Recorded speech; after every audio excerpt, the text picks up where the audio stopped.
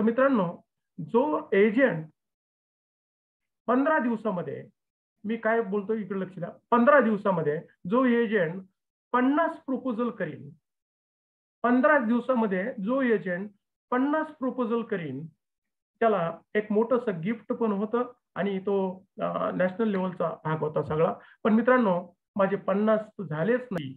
पण मित्र एका इन्शुरन्स क्षेत्रामध्ये XY, पण माझे जवळपास त्या इन्शुरन्स क्षेत्रामध्ये जवळपास 47 मध्ये 47 पर्यंत मी गेलो होतो, शेवटच्या क्षणापर्यंत. मित्रांनो, म्हणून सांगितलंय, आम्ही पण सांगतो विद्यार्थ्यांना, ज्यावेळेस तुम्ही 99% ठरवता ना, त्यावेळेस कुठं आपल्याला 90% भेटतात. तुम्ही जर 70 आणि 50% जर ठरवलं, तर तुम्हाला 40% 35% कडेच आपण येतो.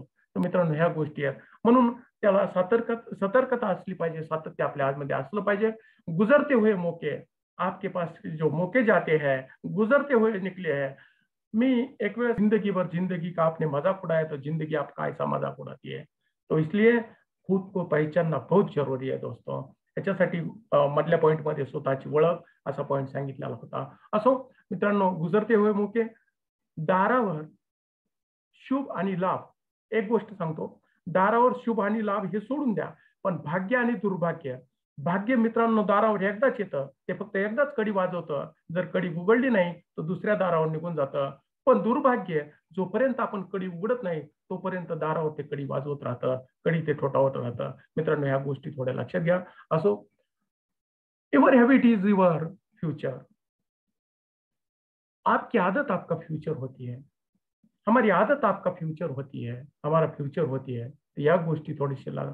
आदत अच्छी है, फ्यूचर अच्छा. आदत बुरी है, फ्यूचर बुरा बन जाएगा. असो, तर मित्रांनो, हॅबिट स्वतःची स्वतःवर आपल्याला सवयी आणि चांगल्या लादायच्यात मित्रांनो.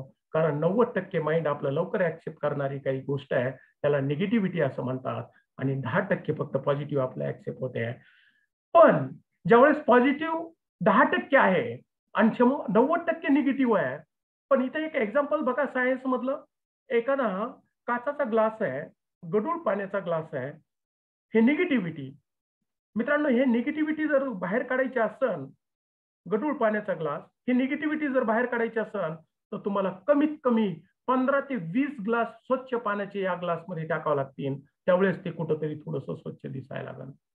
याचा अर्थ असा मित्रांनो, जर एक तुमचं निगेटिव्हिटी आहे तर तुम्हाला ते बाहेर काढायचं आहे, तर याला 15 ते 20 पॉझिटिव्हिटी आतमध्ये टाकावं लागणार आहे. तर या गोष्टी थोड्याशा, कारण कधी कधी आपण मोबाईल घेतो, रॅम कमी असतो, रॅम कमी असल्याच्या नंतर ऍप्स जास्त डाउनलोड होत नाही, आणि ऍप्स डाउनलोड नाही झाल्या तर मोबाईल कधी कधी हँग होतो. तर हे पण ही पण अशीच गोष्ट आहे. हे एक रोबोट आहे, रोबोट. ह्याला इसको पहचानना बहुत जरूरी है दोस्तों. मी जास्त करून तुम्हाला या ठिकाणचं पण सांगतोय बघा, कारण हे इथनं पुढं आहे सगळं. आणि इथं तर भरपूर आपण खर्च करतो, कधी कधी इथं पण आपण खर्च केला पाहिजे, इथं पण कधी कधी ताण आपण द्यायला पाहिजे. मेंदूवर जोर द्या. इंद्रियाचा उपयोग टक्केवारीच्या प्रमाणात कसा येतो ते बघा. 25% जे आपण वाचतो ना मित्रांनो, हे आपल्याला वाटतं की आपण 100%, पण इथनं आपण 25% फक्त वाचतो. 35% आपण ऐकतो, 50% जे आपण पाहतो, 60% आपण बोलतो, 75% जे आपण काम करतो, 95% जे आपण वाचतो, ऐकतो, पाहतो, बोलतो आणि काम करतो. काही जण म्हणतील की 5 पॉईंट कशा करता टक्के शिल्लक ठेवलेले आहेत, ते शिल्लक जनरल मध्ये ठेवलेले आहेत. मित्रांनो, असो, या भागाला थोडंसं आपण ऐकलं, यानंतर आपण थोडंसं पुढे जाऊया. व्यक्तिमत्व विकासामध्ये अजून काही व्यक्तिमत्व विकास गुणाचे काही प्रकार या ठिकाणी टाकले आहेत. आत्मविश्वास, स्वतःवर आपला विश्वास असला पाहिजे. जर आपला स्वतःवर विश्वास असला तर आपण दुसऱ्यावर विश्वास ठेवू शकतो मित्रांनो. असो, यानंतर निर्णय क्षमता. निर्णय घेण्याची क्षमता आपल्या आतमध्ये असली पाहिजे. आपलं काय होतं मग, हे करायचं नाही करायचं, हे करू का नाही करू, तर इथपर्यंत जाऊ का नाही जाऊ. तर मित्रांनो, असं आपल्याला नसलं पाहिजे. वेळेचं महत्व आपण थोडंसं सांभाळलं पाहिजे. आणि भाषण कला आपल्याला आली पाहिजे मित्रांनो.